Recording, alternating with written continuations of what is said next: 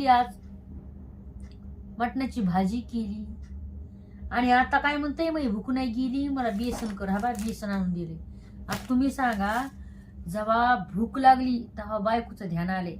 आणि काल आपली बायको कुठं मरत होती, कुठं खपत होती, बायकोना जीव द्यायलाय का एखाद्या एरीत, एखाद्या तलावात पडली का फाशी घेतली, हा काही नाही. बस ना बाई, मला हराम कर म्हणतीस.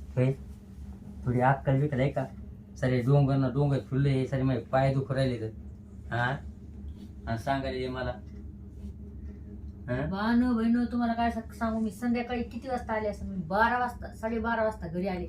मला नाव गाडी लागा नाही जाणण्याची, जाणण्याहून गाडी नाहीये, रात्रीच्या 11च्या नंतर गाडी नाहीये. कशी बशी मी गाडी धरली, तुम्हाला काय सांगू. अहो इकडं मस्त पैकी अशा पडलाय, मस्त पैकी बिचारा दारू ढुसून. बरं खरं मला फोन सुद्धा केला नाही. फोन काय माझ्या फोन मध्ये बॅलन्स होतं का?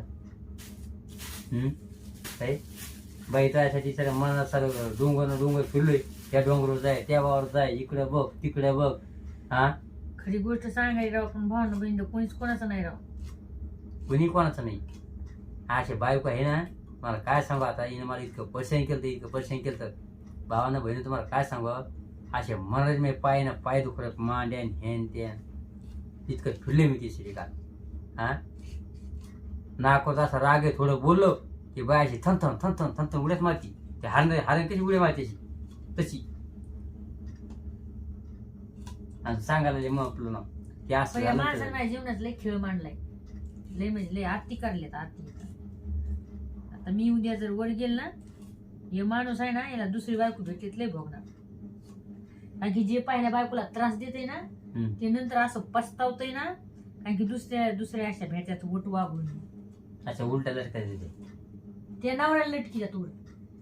पे नवरे काय करत नाही का, पहिल्या बायकोला उलट लटकीतात.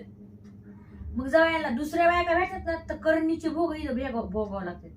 ते दुसऱ्या बायका काय करतात, मग यांना उलट लटकीतात. अरे त्या जीवन असता मा इतके फिरलो असं मी त्यासाठी